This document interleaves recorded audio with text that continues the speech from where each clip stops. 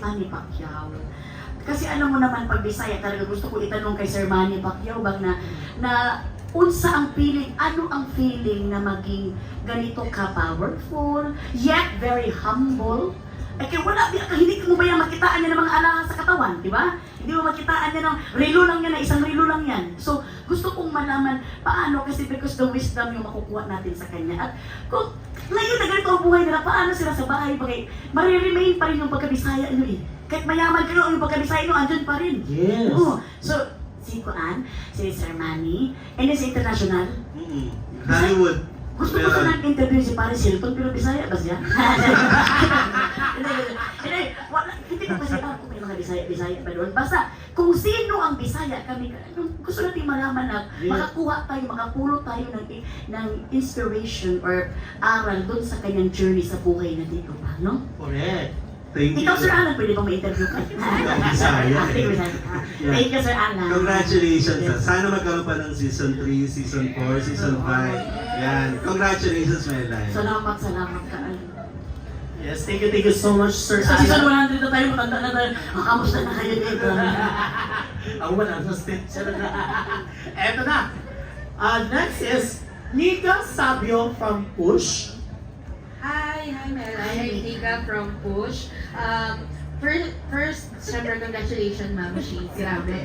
We enjoyed one-on-one. Ako personally, I don't speak Bisaya, but I enjoy watching it. My first question would be, if given a chance po na kayo, dadalhin mo yung one-on-one in any places around Visayas or Mindanao, ano po yun and sino yung guest na dadalhin mo para doon i-conduct yung one-on-one interview? Kung dadalhin ko, mag-interview ako ng isang Bisaya, Anyone po. Tapos Anyone. dadalhin niyo po siya sa place. Bale, parang one-on-one on wheels ang atake niya. ay, one on wheels. Kung sino sa kanya, no? Na, jeep ba? Jeep sa jeep, no? Or tricycle niya. Magsigawan na kami kasi hindi naman ang ingay ng motor. Ano yung sabi ko? Siguro ang dadalhin ko, sobra kasi ako na-amaze sa yung taga-Davao na nanay ba? Taga-Davao na nanay na nanonood ako sa apo niya. Kaya ang apo niya kasi si Mako ba yun? Si Mako? Si Mako, si Lula Windy. Si Lula Windy ang gusto kong interviewin. Tapos kasi si Lula Windy is yung kanang may apo siya na si Mako. Tawang-tawa kasi ako dahil in-interview siya ng apo niya. Sabi ng apo niya, Lola, bakit naka-white si Jesus? Bakit laging naka-white si Jesus? Sabi niya sa Lola niya. Ang Lola niya kasi laging nagagalit sa kanya kasi natanong sabi niya, ay hindi ko alam, hindi naman ako naglalaban ng damit ni Jesus. So talagang kasi alam mo yung humor kasi ng Bisaya, yung hindi naman siya hindi yun pinagginawang pagtatawa na sa kuan. Pero alam mo yung humor ng Bisaya dahil parang same kami ba dahil ako makulit din ako sa lola ko, makulit din yung mga anak ko, so parang nakaka-relate kami. So si Lola Windy, tapos gusto ko siyang i-interview dito. Yes, si Lolo Winding. And of course, update kay Lolo Winding ngayon is, si Lolo Winding po ay nasa hospital and she's recovering right now. She's recovering right now. Hindi Yes. ko mag-alis mo na ako ngayon. Pero recovery siya. Nayo siya sakit niya ubo. Oh, wala siya. Hubak. Daw nagkaroon pa ng update niya. Lola Windy, get well soon. Yes, yan po. So, di ba? Update that kay Lolo Winding. And the first, Next question ko lang po is, beside po dun sa mga ini-interview ninyo, natutuwa din po kami sa mga segments and portions. Sa inyo po, ano yung favorite segments ninyo and bakit po yun yung favorite segment dun sa one-on-one? Ako, ang favorite kong segment sa Kuan on One is yung bago ngayon sa season 2, yung Kuaniscents. Kuaniscents. Kasi, di ba ang tawag ko sa mga tao is Kuaniscents. Kani Kuaniscents. I-send kasi. So, mayroon connection ang mga Kuaniscents para mapaabot nila sa kanilang idol na interviewin ko kung ano yung gusto nilang i-shout out at kung ano ang gusto nilang itanong. So, prior sa interview ko kinabukasan, ngayong gabi mag-post ako kung sino yung aking i-guest, magtatanong sila para kung ano yung gusto nila itanong at makakarating yun mismo sa kanilang idol na i-interviewin ko. At Ay. shout out pa sila sa Kuan on One. ay, perfect! Yung Kuaniscents. Kuaniscents. Ah. Yes. Thank you so much, Mika. You're so very sweet. Bini Mika. Ayan. Thank you so much po, Miss Nika from Push. Next is Miss Angelica Villanueva from Manila Standard. Hello po. Hello, Mela, Sasha. congratulations sa season 2 and of course sa season 1 din. My question, two questions na naman. First of all is, kung given the chance na may interview ka, no, ikaw naman yung interviewin, sino yung gusto mong mag-interview sa'yo para, halimbawa kung magkaroon na ng special episode, like anniversary episode, ganyan, sino yung gusto mo? Ako ang gusto kong mag-interview sa sarili ko. Sarili ko din. Sarili ko. Ano ba naman? Salamin. Oo. Kamusta ka? Okay lang ako.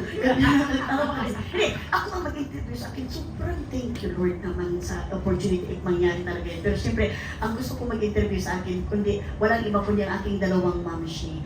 Mamshi Reg at Mamshi Jules. Kasi alam mo naman na sobrang comfortable talaga ako sa kanila sa magandang buhay. That's why, kapag sila ang mag-interview sa akin, nalalabas lahat ng mga kuan dyan, mga uhog sa ilong, magkakaiyakan pa yan. Yes. And saka magtatawanan ng walang kumpay.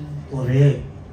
Parang, ano siya, parang all throughout laugh and of course, yeah, mixed emotions. Yeah. Yes, mixed emotion. Maraming salamat, Miss Angelica.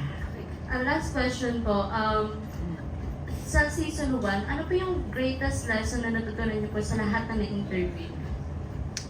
Ako, ang greatest lesson na natutunan ko talaga sa lahat ng na-interview ko is kung paghikab nitong nasa likod ni Juan. Nandiyan na. Hindi, alas 3 kasi ngayon yung oras ng pag-nap talaga, no? Pero Yes! Maraming Siesta time.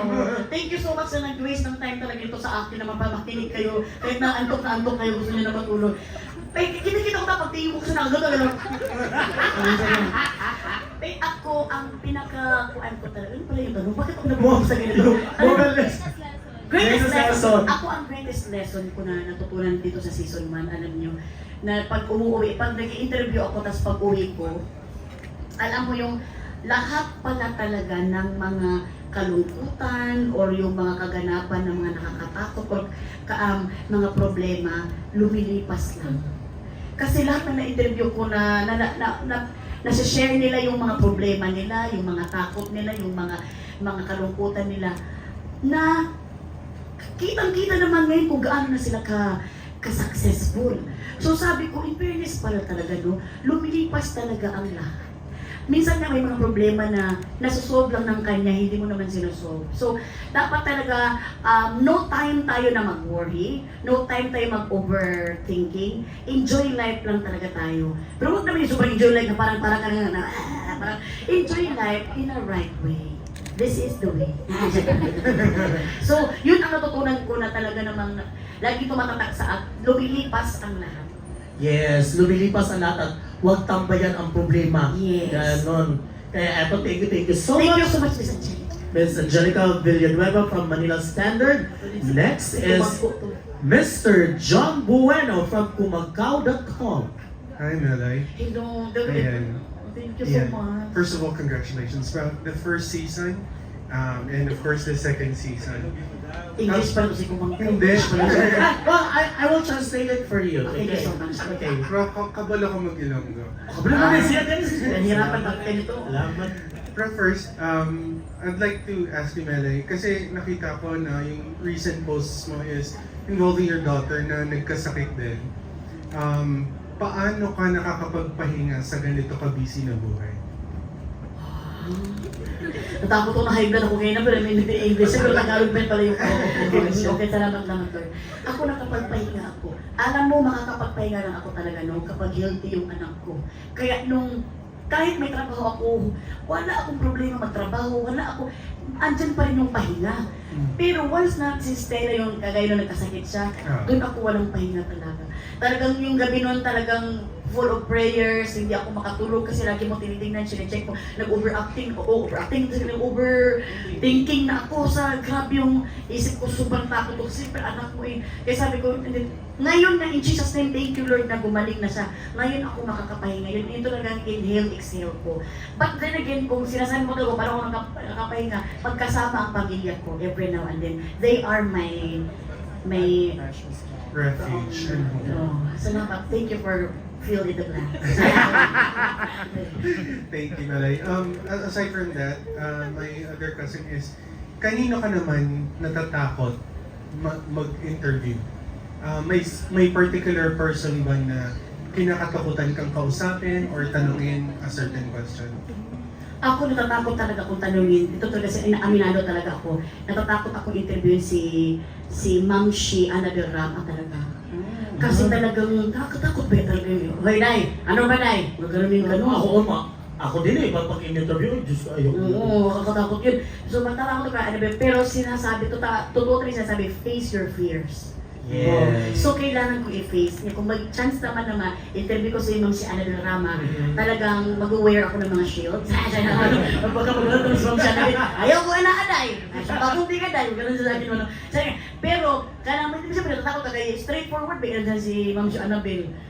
Di ba? Kaya, hindi natatakot ako. Pero, ang pinakatakot ko pa talaga sa interviewer, yung mag-i-English na. Ito mga Bisaya pa naman, mahilig mag-English. Ano? Ano ba yung Bisaya sa Cebu? Kaya yun din, pero nako-conquer ko naman. Conquer. And congratulations again. Alam ko magkaka-season 3. Salamat nilang Salamat sa kumakaw.